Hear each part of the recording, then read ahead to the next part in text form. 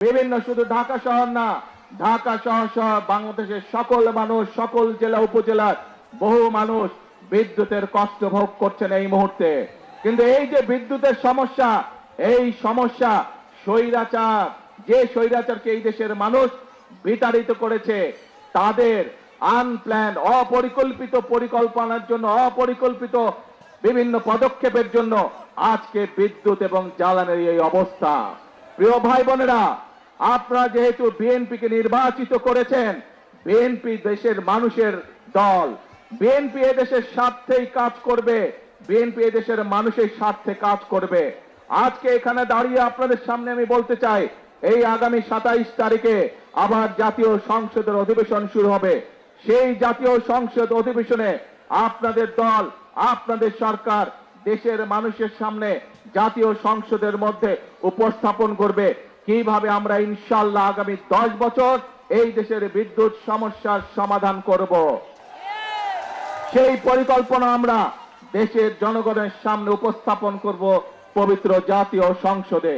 প্রিয় ভাই বোনেরা, আজ বিদ্যুতের সমস্যা নিয়ে এই যখন সমস্যা, এই যখন সংকট, যে কোনো সংকট যদি মোকাবেলা করতে হয়, ধৈর্য ধারণ করতে হবে আমাদেরকে।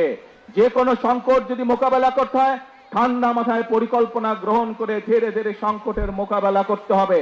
কিন্তু আমরা দেখছি এই সংকটের সুযোগ নিয়ে কিছু সংখ্যক ব্যক্তি রাস্তায়, রাজপথে বিশৃঙ্খলা তৈরির চেষ্টা করছে। রাজপথে যদি বিশৃঙ্খলা তৈরি হয়, সবচেয়ে বেশি ক্ষতিগ্রস্ত হয় সাধারণ জনগণ।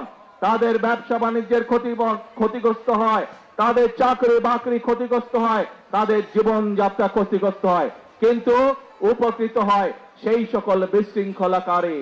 প্রিয় ভাই বোনেরা, প্রথমেই বক্তব্যের প্রথমেই আমি আপনাদের সামনে বলেছি, আমাদের লক্ষ্য হচ্ছে আগামীতে একটি ওয়েলফেয়ার স্টেট গঠন করা, একটি কল্যাণমুখী রাষ্ট্র গঠন করা, এবং সে কারণে আমরা কি কি পদক্ষেপ গ্রহণ করছি আপনাদের সামনে আমি তুলে ধরেছি। এখানে আপনারা হাজার হাজার মানুষ সমর্থন দিয়ে বলেছেন যে এই পরিকল্পনাগুলো যদি বাস্তবায়িত হয় তাহলে বাংলাদেশের মানুষ উপকৃত হবে, তাই তো নাকি?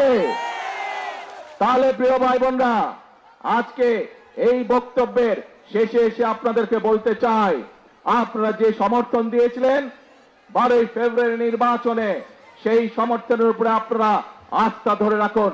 ইনশাআল্লাহ আপনাদের নির্বাচিত দল বাংলাদেশ জাতীয়তাবাদী দল ইনশাআল্লাহ জনগণের জন্য অতীতেও কাজ করেছে, বর্তমানেও কাজ করবে, এবং দেশ এবং জনগণের স্বার্থের বাইরে কোনো কাজ করবে না।